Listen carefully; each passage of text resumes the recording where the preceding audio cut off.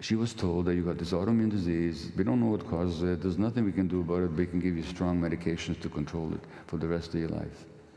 4 years later, she's off medications. Her color is as normal as it gets, and she's functioning beautifully. Now, this man right here, Mr. Dr. Gabor Maté, I want to thank you for doing God's work for real. Because as far as I'm concerned, if it wasn't for me finally diving into those unresolved traumas within myself, I would not be where I am. And I mean in the most literal sense. I lost dudes that I called brothers in my life. Guys who are my day ones because of unresolved trauma. And where that led, it led down a path of addiction. And that path of addiction led to the loss of life. And so I have to thank this man. And therefore, I have to share the message that this man has imputed within my own life. Now, the subject matter he oftentimes dives into is simple.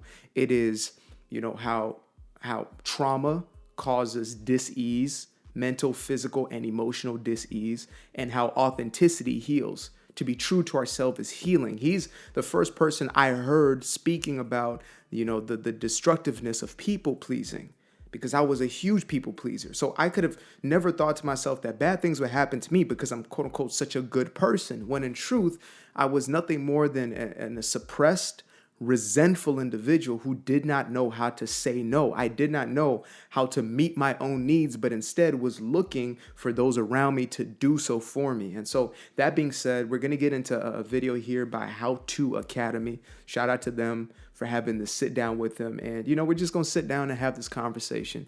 It's going to be a loosey-goosey conversation, and, we'll see where it goes. So I haven't watched a lot of these videos in a long time. I'm just in a place where the only content I'm watching is the content I watch with you guys, I'm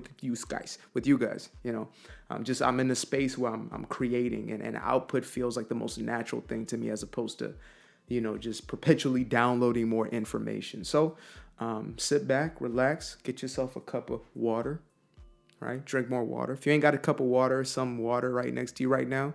If you're in the car, make sure to get some water wherever you arrive. And if you're at the house or some other location, go get yourself some water. Trust me. You are always better off for it. All right, let's get into it.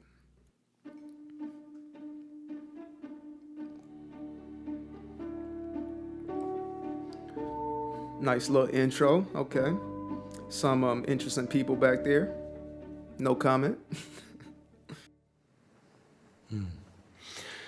It's worth saying, though, isn't it, that it's possible to be a very good and loving person when you're not even being authentic to yourself. I'm thinking of, there was someone who's, you quote in the book, I think a patient or someone that you knew, who, their family referred to them as they were lovely, they were wonderful, they just fitted in with everyone all the time, they blended into the background, and they were so loving and supporting.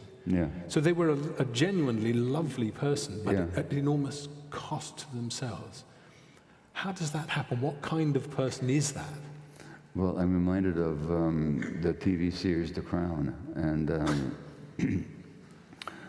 Queen Elizabeth's father, the late Queen Elizabeth's father, whose nickname was Bertie, was one of these people that was the Queen Mom says about him after he died that he was just a perfect son. He never thought of himself at all,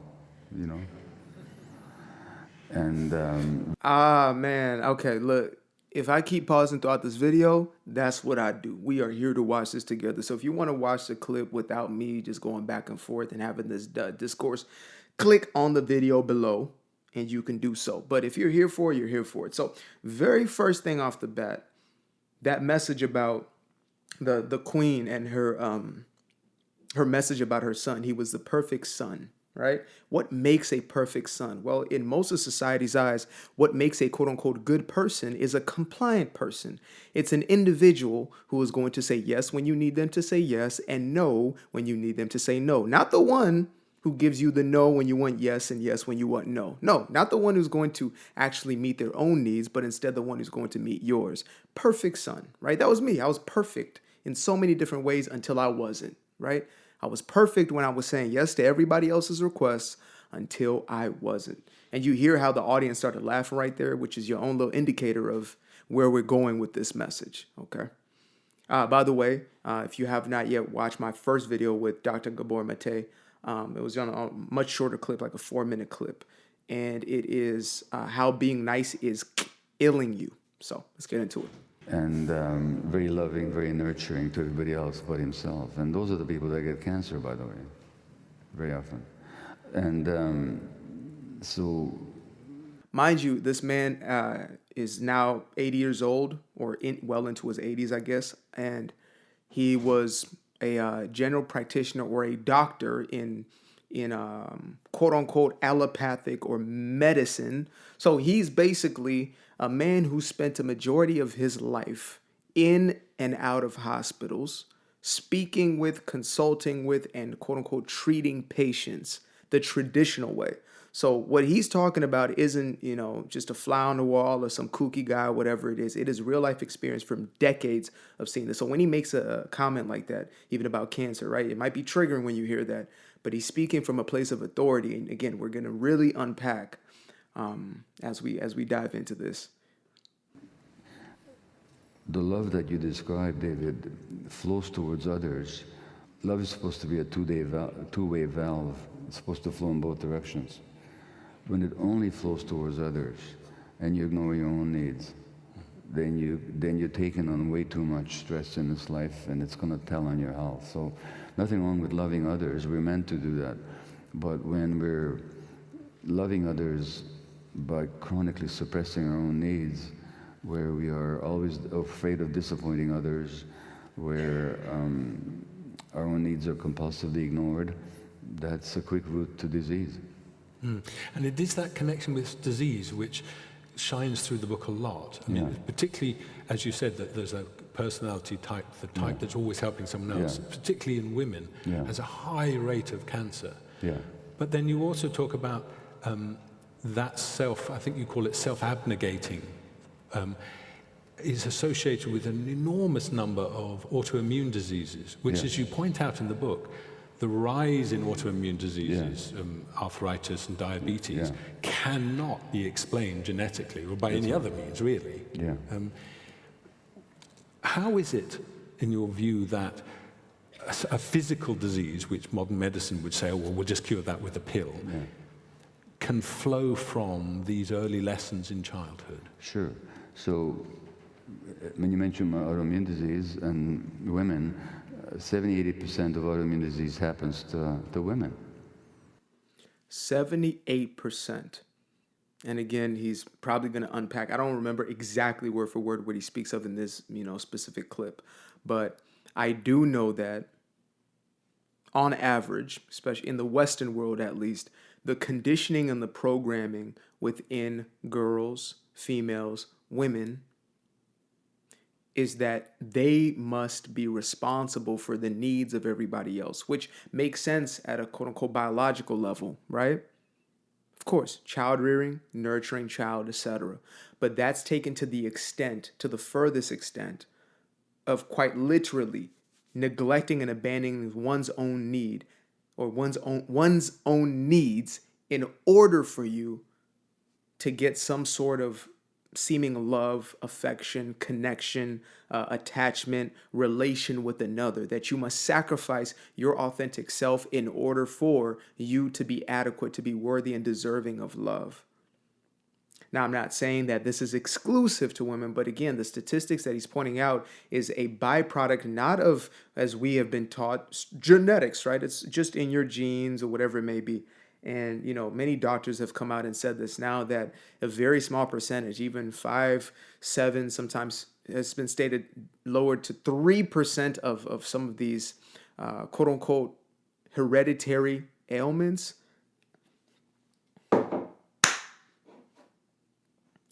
And a lot of these doctors have even come out saying that there are even less than 5, 7, some even as low as 3% of diseases, ailments, etc., are those that are hereditary.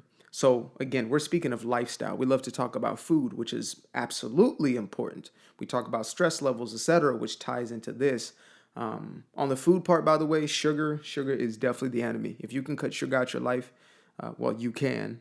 If you make the decision to cut sugar from your life, believe me, the benefits are going to be astronomical. But again, if we do not resolve the internal, we cannot take care of the external. So again, we're going to get into the rest of this, and we see where it goes. Which is an incredible proportion. And if you look at something like multiple sclerosis, the gender ratio back in 30s was about 1-to-1, but now it's more than 3 women for every man. And you can't explain it, as you say, genetically, because genes don't change in a population over 80 years. And so something's going on here. Now, it so happens that here's where you have to understand the mind-body unity. Like, again, this is one of those well-kept scientific secrets. I mean, scientifically, there's no doubt. In fact, it's beyond doubt that mind and body are inseparable, that the emotional apparatus in the brain and the immune system and the hormonal system and the nervous system are not even separate systems that are connected. They're one unit, different manifestations of the same unit. So let's take something like anger. And that right there is a vital point that I do want to break down. Again, I am not a medical professional, but I am an individual with enough common sense to say this. We have been taught to believe in the body as this kind of like broken down system, right? We have the heart, then we have, the kidney, then we have a liver, then we have the lungs, and then we have, as opposed to one organism or one system that's working together. Now, more importantly is the brain-body connection or the mind-body connection, right? It's not a connection, it's one system that is working in tandem. And oftentimes in, Western medicine, what is done is we target the specific organs, we target a specific thing. So you come and say, I have a problem with, spleen. And they say, okay, let's remove the spleen. Instead of, let's actually investigate what's going on with the whole person, right? And I'm not saying that doctors aren't doing this, but what they don't get into oftentimes, and a lot of doctors have come out saying this, is, they don't get into the whole person, which is to sit down with an individual instead of asking what's the matter with you, what's your environment like? Who is the matter with you is what I've heard one time, right? Like, what are your relational dynamics like? What is your environment, which constitutes of relationships? It is a social aspect of it, economic aspect, etc. What are the stressors in your life? That's oftentimes not the question that we get when we step into one of these whether it's an emergency room or you're going up for a checkup or you going in because you have some type of scare about something. Instead, the questions that we get are about the symptom. What are you feeling? And then what is that pointing to, right? So again, I'm probably going to end up doing a video on this one, but it's basically breaking down how, Western medicine or modern medicine has become the way that it is, because it wasn't always this. It wasn't always, oh, let's remove that body part. It was instead, let's actually look to treat the individual.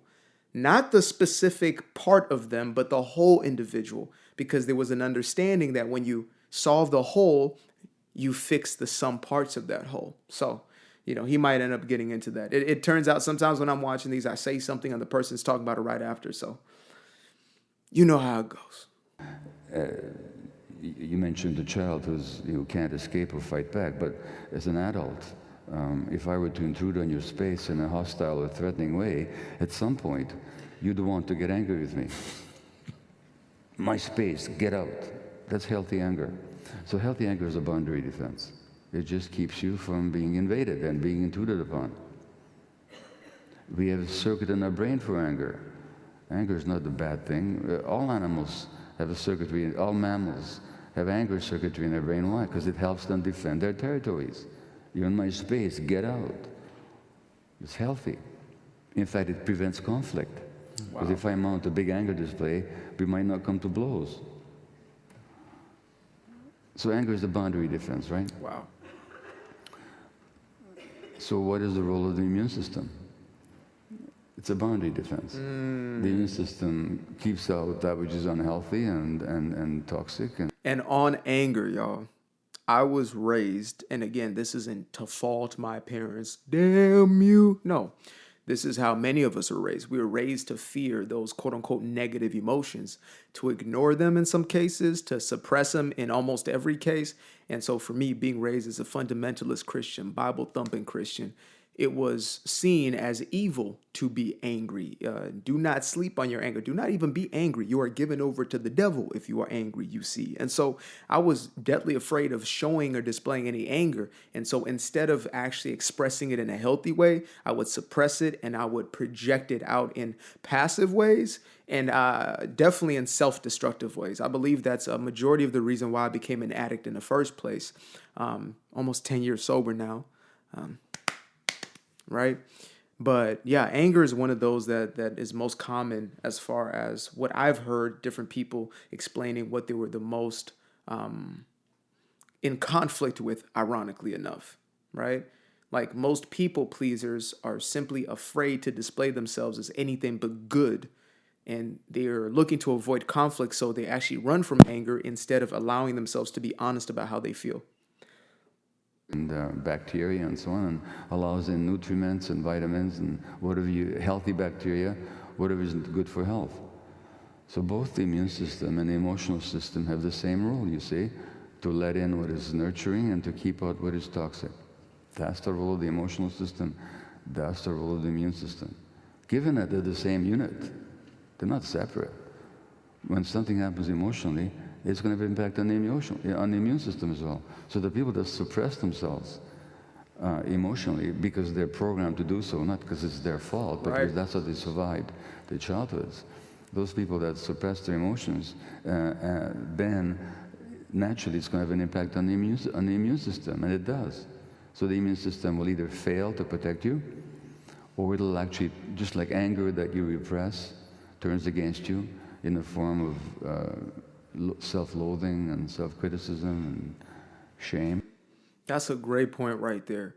When you now internalize that anger because it is suppressed as opposed to expressing it in a healthy way, which is to speak your mind, right? Speak your truth instead of just standing back. Like, we're now in an age where we have the capability to speak out, yet we're so deeply afraid of being canceled or being seen a certain way. And so, I get that's the popularity of a lot of these platforms is we want to tune into opinions that we may sometimes be afraid to actually voice ourselves. That's why comedians will always be paid hand over fist. Content creators, which is a new, I guess, subgenre of communicators, will always be paid hand over fist. Singers, songwriters, etc. will always be paid hand over fist, is because most are so repressed or suppressed or afraid to voice themselves. And it's time for us to start voicing ourselves, because if we do not, that's going to externalize and it's going to be aggression towards others, or it's going to be self-directed aggression, which is perfectly stated as far as in the mental, psychological aspect. There is shame, there's guilt, there's a certain level of like self-hatred, right? Towards others, it's disdain, it's resentment, it's hatred, if we really want to get down to it. So that's a bar right there. That's a bar, Dr. G. In the same way, the immune system can turn against you, and now you got autoimmune disease. And if you look at it from the cultural point of view, which group in this society is a culture related to take on other people's stresses, to swallow their own needs, not to express them, not to be angry, to take on responsibility for looking after their partners and their families. It's women. That's one of the patriarchal determinations of the female role in this society. Any wonder then that women are much more prone to autoimmune disease. And I can tell you, it was here in London in 2018 that I gave a talk at a conference saying some of these same ideas. And there's a young woman there with a disease called lupus. Lupus is an autoimmune disease which attacks multiple organs in the body. In her case, amongst other manifestations, it showed up in this butterfly rash on her face, and her fingers were white as chalk because the circulation was impaired. And she came to this talk and she got it. She's all her life has been pursuing attachment over authenticity, always denying her own needs. Of course she was told, because see, physicians don't understand any of this. They don't know what I'm talking about. As a profession, I mean, only because they're not taught the science. So my knock on my profession isn't that there's too much science, there's not enough science. There's a huge swath of science that we just don't ignore, that we ignore. Wow. So, her name is Valentina. Okay. This woman, I have liberty to talk about her. She was told that you got this autoimmune disease. We don't know what causes it. There's nothing we can do about it. We can give you strong medications to control it for the rest of your life. 4 years later, she's off medications. Her color is as normal as it gets, and she's functioning beautifully. And I know many such examples because she changed her emotional relationship to herself. Right there. She took power over her own story, period. If it was up to the pharmaceutical company, they would not want her to heal. They just want her to buy or to be prescribed because somebody's paying, if it's their insurance or whatever maybe, which is still us paying, right? But, and again, I like this quote that I heard from a buddy of mine's own friend who said, I like to assume ignorance before malice, which essentially means I like to assume that it's not a ill intention or a bad, quote unquote, evil intention, but instead that they just don't know. Like Dr. Gabor Maté saying, physicians, his own peers, do not have the science or information. However, it could be said that there are some who would rather not know, rather keep their head in the sand because it's seemingly more profitable, when in truth, the real wealth is in actually helping people to heal. It pays dividends for a lifetime as opposed to keeping people on a subscription basis on a medication. I'm just going to leave that there. You take that how you want to take that. Take that. Take that. Relationship to herself. She stopped ignoring her own needs and serving the needs of others automatically. Her physiology responded. Now, I'm not offering a magic cure here, but I know so many such cases. And of course, that's what I would expect. If I understand that the mind and body are one, then if I change, not if I develop better thoughts, but if I actually work through my trauma and change my emotional relationship to myself. He said something so powerful. If he had said that comment, like, and I was listening to this maybe a year back or so, it would have boiled my blood. It would have boiled my blood. Well, no, but you don't. But positive think. And again, I'm guilty as anybody. I've put out a mass load of content around positive affirmations, etc. I've debunked some stuff, etc. Okay, I'm growing. I am learning. I just like anybody else. If I see that I was wrong about everything I was talking about at this moment in my life, I will go back and say I was dead ass wrong. You can choose to listen to it or not, but I was wrong back then. He said it's not about her just. Or any of us just, just think better thoughts. No, it's about dealing with the trauma. It's about the shadow work. You got to go in the trenches. You got to dig into the stuff that you've been afraid to look at and confront it. Fear only dissipates. False evidence appearing real can only dissipate once you face it. When you make the decision that you are no longer allowing fear to ruminate. There's a movie called Sandlot. If you've watched it, you've watched it. If you haven't, then I don't know what may be clinically wrong with you. You might have to go see the good Dr. Gabor Maté because it's a cult classic, period. Or at least if you're in America, it's something that you just watch. Just like breathing, it's just something you just do. You don't know why. So Sandlot is a story of these kids who basically over the summertime, they're playing baseball, doing what kids do, and they knock a ball over the fence into this neighbor's house. Now, supposedly this neighbor has a huge dog that eats children, right? It eats entire human beings, and this man is an evil man who basically tells his dog to eat people. Now, spoiler alert, spoiler alert, spoiler alert. If you're going to go watch it, then stop listening here or just fast forward maybe 3 minutes, okay? But essentially what happens is one of the kids is finally brave enough to jump the fence and sees this huge figment of a dog and is running around. And by the end, he dives, finds the ball, and then the dog jumps on him, starts licking him. Old man comes out as James Earl Jones, not as Darth Vader, but as little just James Earl Jones, sweet old James Earl Jones.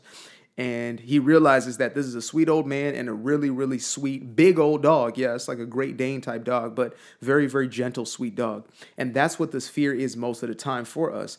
We go through life believing that there is this big monster that is going to get us once we get on the other side of that fence, when in truth, it is nothing but James Earl Jones with a cup of lemonade and this big old hairy, well, I don't think it was hairy. I think it looked more like a Great Dane. This big old dog that's just going to lick you in your face and enjoy your company, right? That's what happens when you start to actually resolve that trauma, when you start to deep into it as opposed to evade and run from it and numb it and suppress it and just cope with it. Okay, let's get back to it. My relationship to myself. So I show up in the world differently. Of course I can expect that to have an impact on my physiology, and in so many cases it does. So these aren't purely theoretical considerations. I'm talking about people's actual health here. And it does give you a very different view of what disease is, as you say in the book. Disease isn't necessarily an invasion of your life from something outside, but at least a significant part of it is a manifestation of something that's in you. And because it's in you, you can do something about it. That's the whole point, David. So, and language is very important, how we talk about things. So when we say, I have cancer, or I have ADHD, or I have depression, or I have rheumatoid arthritis, there's an assumption in that way of talking. It's very normal to talk about it in those terms, but there's an assumption there. The assumption is that there's this thing, there's an entity called the disease, then there's another entity, me, and this entity, me, has this other entity. So I have this glass. The glass has got nothing to do with me. It's not part of me. It's not a manifestation of who I am. It's simply an object that I have. I can use it, put it down, give it away, shatter it. That's not going to change me in any way at all. But what if disease is not an entity that has a life of its own? What if disease, like when you go to a doctor and say, you got this disease, here's the prognosis. That assumes that the life of disease is of its own, which is totally independent of your life. It's a thing that you have. It's an entity that somehow entered you, and now you have it. And that right there is the basis of the mentality that many of us have been conditioned into, which is life is happening to you as opposed to as a result of you, right? It is far easier to sell people on fear and then sell them your products, which they actually don't need, when you can tell them that, you know what, you just have no control. This is just happening to you and you can do nothing about it. So, flood the comments, because especially for my folks who have transformed their lives. I'm one of those individuals, right? Removing sugar, carbs from my lives had literally changed everything about me physiology-wise. But as far as, me addressing trauma, it's changed everything in my life, not just my physiology, but my mental, emotional, as well as my physical. It even led to me making the necessary changes, me choosing me first in a real way, not just, in like the cute Pinterest quote type of way, bathtub, bubbles going, Sade in the background, glass of champagne, that I'm talking about a deeper level. I'm talking about a guttural level when I finally started uprooting those old beliefs about who I am and what I deserve and what I do not deserve. And so, yeah, this video is we're about a minute and a half from closing. So let's just close it out, and then I'll give my final 2 cents and we will wrap up. But what if it's not an entity? What if it's a process? What if it's a process that manifests your life? What if it's a process that manifests how you were carried in your mother's womb, what happened to you as a child, what beliefs you developed about yourself? What if it reflects your relationships with the world, with your community, with your family, with your culture? And above all, what if it manifests your relationship to yourself? That it's a process that manifests all these dynamics. It then follows that if you change that relationship to yourself, you can have an impact on that process that the disease represents. And that's what I believe is actually going on. It's a process, it's not a thing, it doesn't have a life of its own necessarily. I'm not saying everything is curable, it's just not that simple, but it is a process, and insofar as you change what goes into that process, you can have significant influence on that process in many, many, many cases. And you can certainly prevent it from coming on by understanding this. So in conclusion, stop being so damn nice. It's really that simple. Be kind, but kindness must first be an extension of what you are to yourself. You can't tout kindness because of how you show up for others if you do not show up for yourself in the same way. That's not kindness. I remember, who is it? Jack Cornfield, I believe is his name. He has a quote that reads, "Compassion is incomplete without you in it," right? And I think that's a bar right there. That's a bar, Jack. That's a bar. I don't remember anything else from you, but I remember that. And so, that, and also my real last takeaway is one of a story of our own power, right? Because at the end of the day, I believe it is simply about taking back control over our own story, our own narrative, our own lives in a real way, and empowering ourselves in a real way, not relying on white coats or, on black suits or whoever else that may show up to be a quote unquote authority in our lives, but instead trusting in ourselves and knowing the answers are within. When you watch me, the only thing I desire for you is to step away and to remember that it is within you, and to go and meditate, and to go sit with yourself, and to go reflect, and to dive deep, and to journal, what's really taking place within you. I want you to go into those places you've been afraid to go. I want you to deal with the things that you've been afraid to deal, confront the things you've been afraid to confront, have the conversations you've been afraid to have. I used to be afraid of the dark, place unknown like a heart in their heart. I used to see my life in the bar. Now the kids unchained, every shackle is lost. 2 steps in the moonlight, 2 step in the daytime. You just know when it feel right. You got a feeling the time's not. See you through those shades that I just threw on.